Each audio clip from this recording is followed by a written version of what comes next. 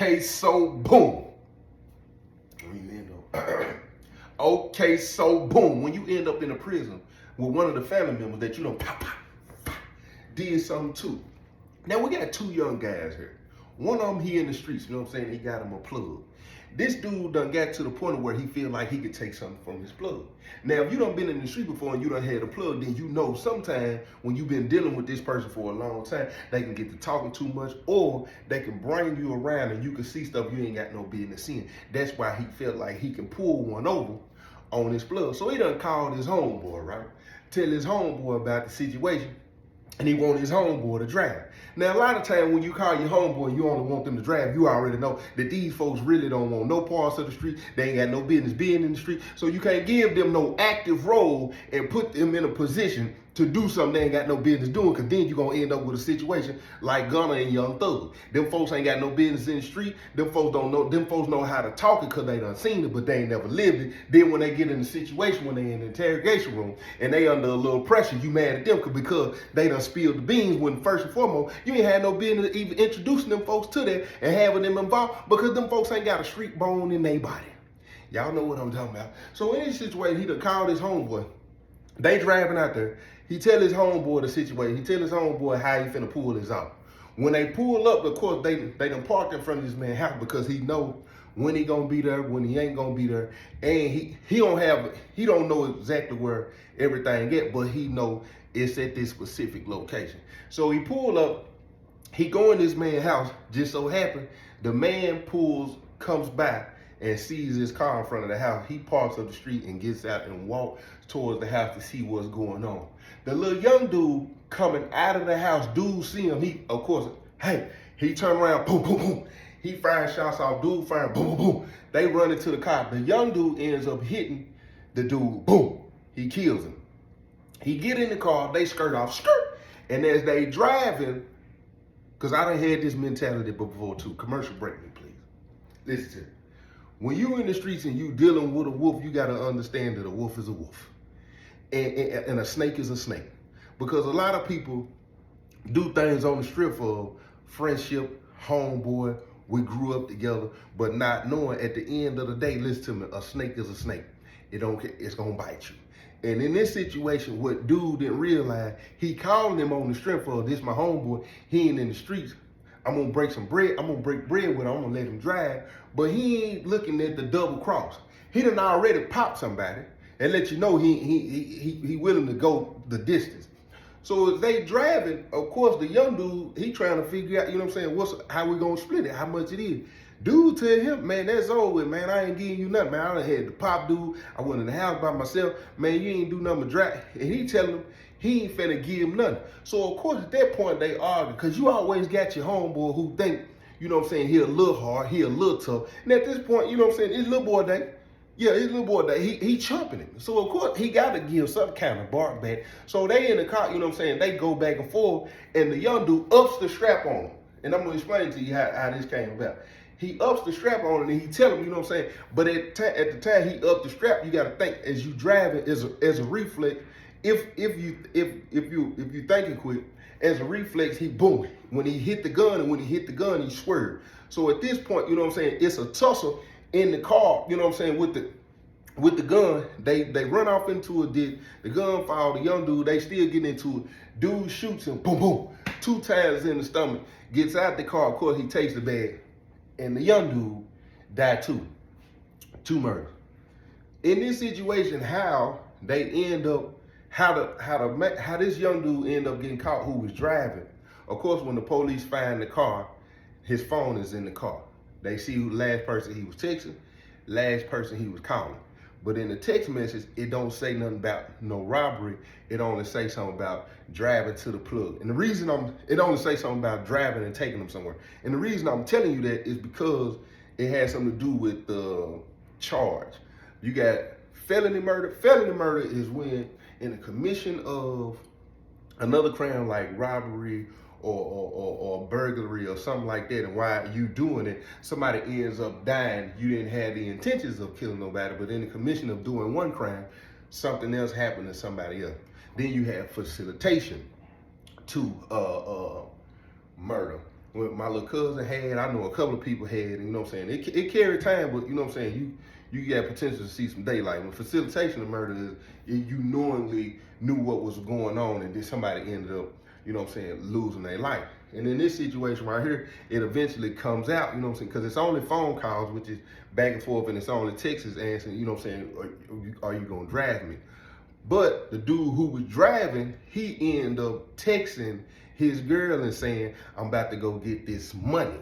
So when they get his phone and get that message, it was you knew what was going on. You probably didn't know it was going to be a murder, but you knew he was going to do whatever he was going to do because you said what you said. And he ended up with a 15-year sentence.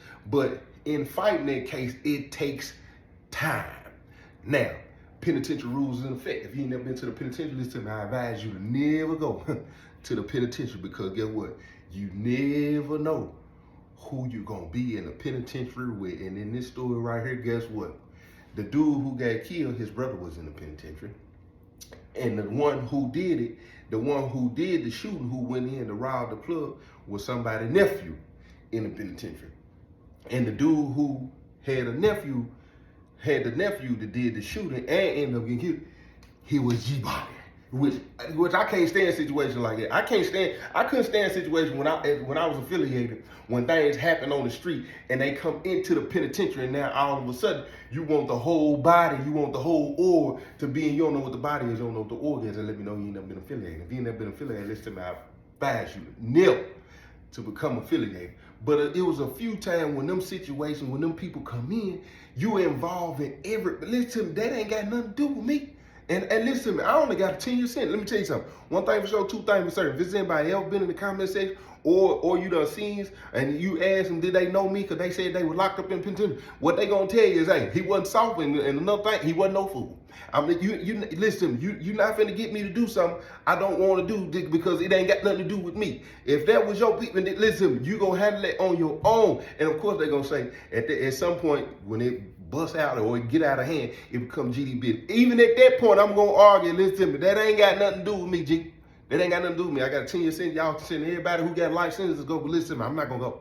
I'm not gonna go. But in this situation, of course, in the penitentiary, everything spread fast like wildfire. Listen, if a fight pop off at the top of the hill, listen to me, it could get to the bottom of the hill before everybody at the top of the hill find out. Matter of fact, it can get to the bottom of the hill before even in your own, you and your unit, before you even know what's going on. A fight can pop off, and guess what? They done already called down there and said what was going on and what time they were finna go down. Because a lot of people are strategic and calculated, especially when they are affiliated in the penitentiary. And that's another reason why it's dangerous. Because I'm gonna give y'all them stories too. Matter of fact, you wanna hear stories where fights popped off simultaneously because of a calculated, strategic, tactical type of move. Jump in the comment section and say, drop a war story. That's the only way I'm gonna do it. You know, I'm gonna tell y'all something. Y'all so petty. Y'all watch the whole video. How you watching the whole video and you don't hit like? How many YouTube YouTubers you done seen on here before they even start their videos? You know what that noise is. Don't act like you don't know what noise I'm trying to imitate. That's that like and comment on the video for the algorithm. And then you want to go back and forth me in the comment section when I say you gotta go get the membership. But you don't ever like a video. Matter of fact, we'll come back to that in a minute. But like the video, say you want to hear a war story, because there were plenty of times where I done sit in ODs and they done said, man, we got to make a move on the Crips, so we got to make a move on fighting them, and this is how we're going to do it. At you know what I'm saying, at 12, y'all, and they done called everywhere, and they know it.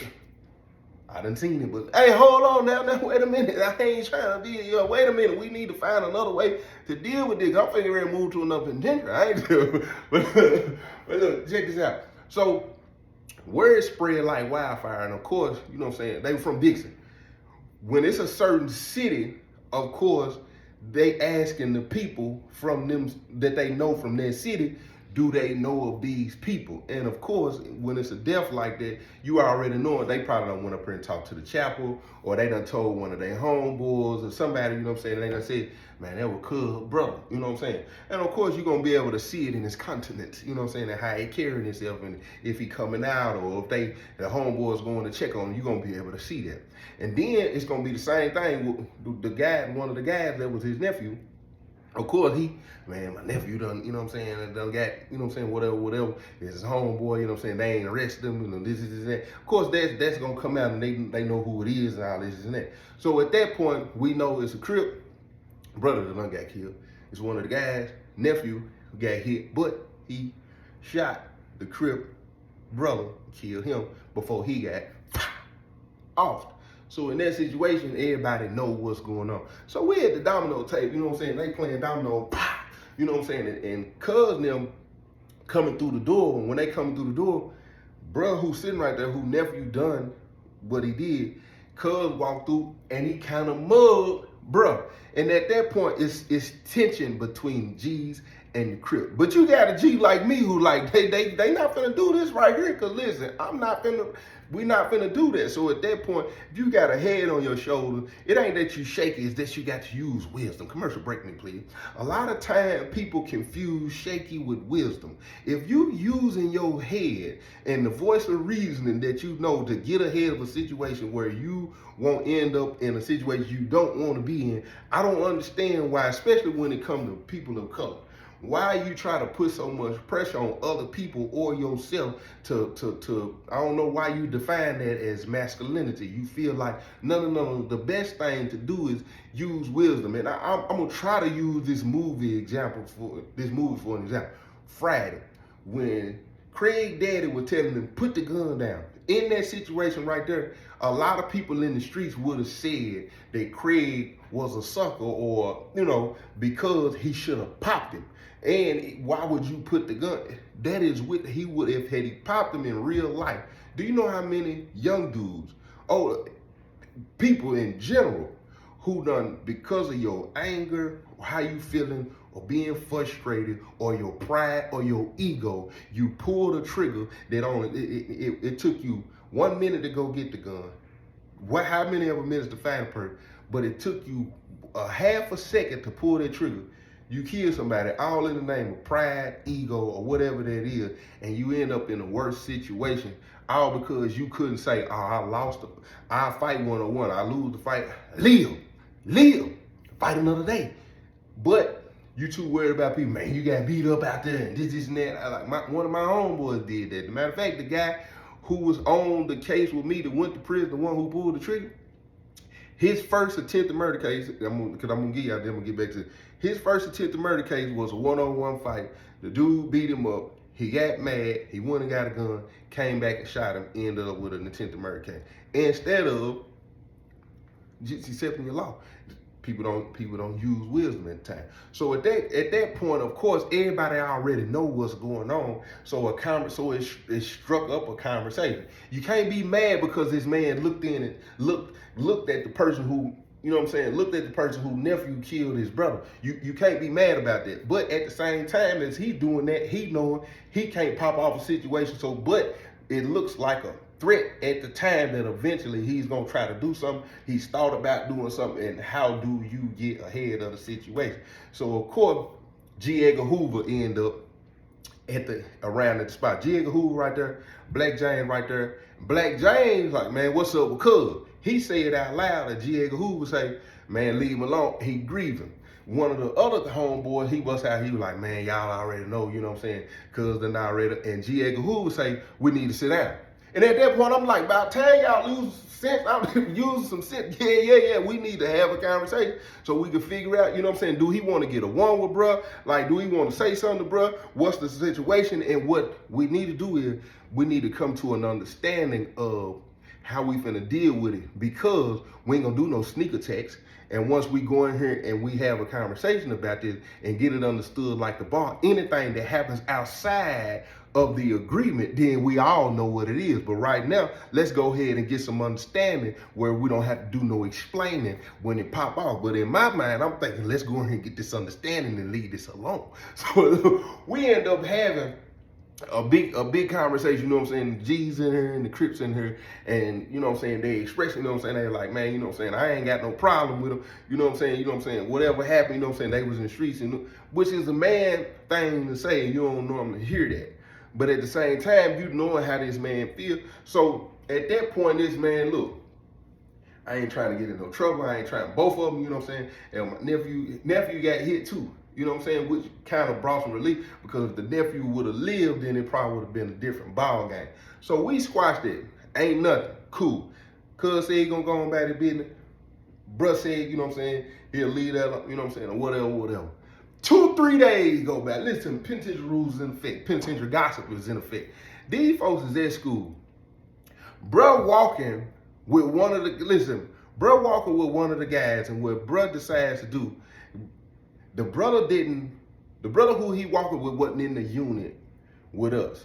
So he telling him about a situation they had to go and boom, boom. And while he asking bruh, you know what I'm saying, what's going on, the way bruh said, he basically get off like, man, yeah, you know, my little nephew, you know what I'm saying, my little nephew was like, hey, you know what I'm saying, he done pop, you know what I'm saying, down him out there, and this and that. And where he explaining the story, you know what I'm saying, they could be disrespectful. We just had a conversation, and now you kind of glorifying what happened, and then you making it like dude was walking by and his feelings when I had to sit down, and now you telling and you running the story down like he was in his feelings because your little nephew down, you know what I'm saying, down his brother.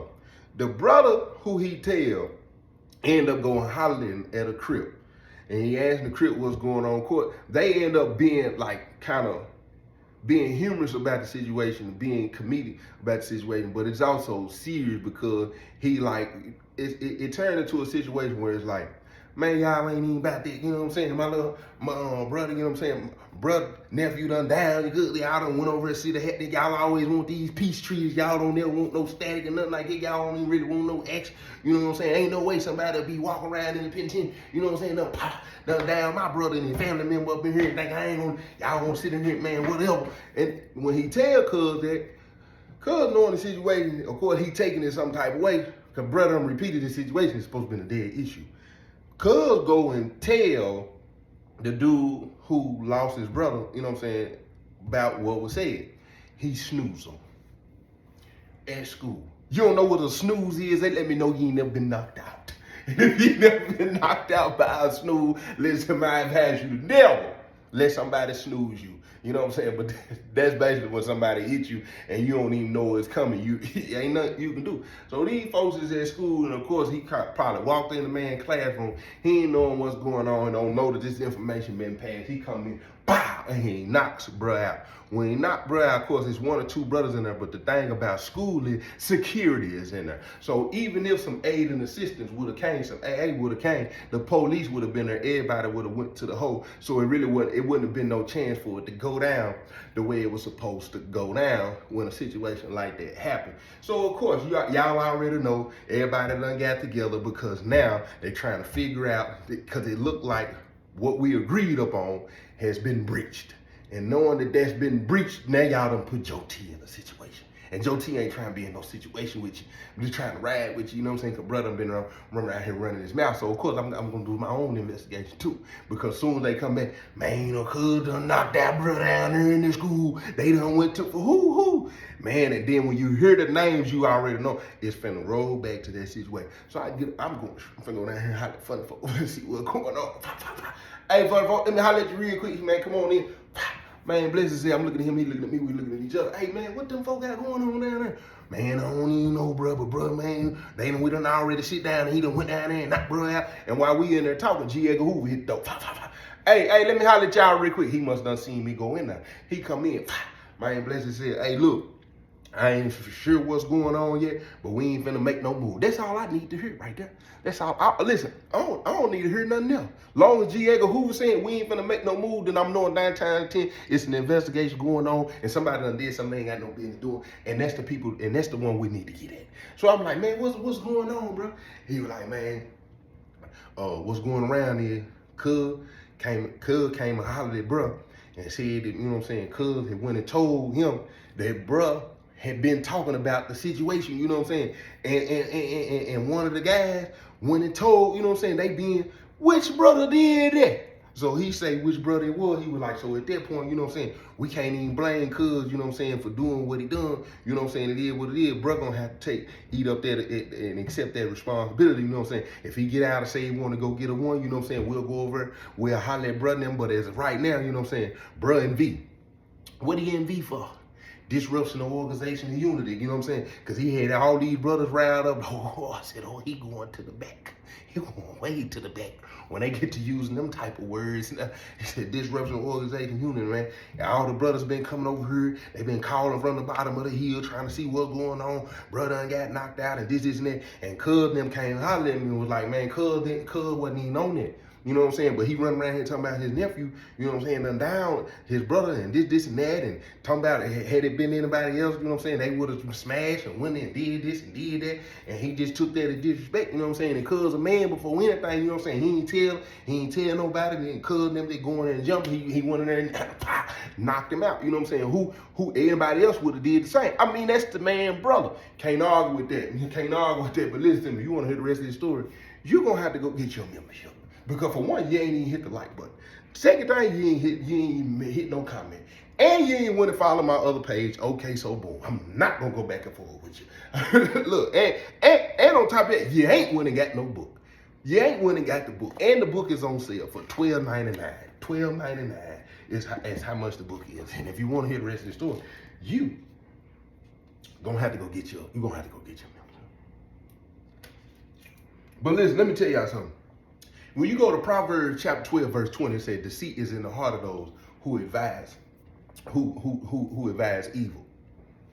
And in this story right here, this kind of what they did. Because when deceit is in your heart, what you have to come to understand is, hold on, I'll say. When deceit is in a person's heart, you never know what they will do. You don't know what they won't do. You know what I'm saying? You don't know what they will say, what they won't say. You know what I'm saying? And a lot of times it's an objective to hurt somebody else or get somebody else to come on the dark side of the fence. And you're gonna end up in a worse predicament. And in this situation right here is the same way with the nephew. Deceit is in the heart of those who advise evil. First and foremost, he already knew. When you're in the street, you gotta take you most definitely gotta take what comes with being in the street. But at the same time, you want to get over on your plug, you want to get over on your homeboy,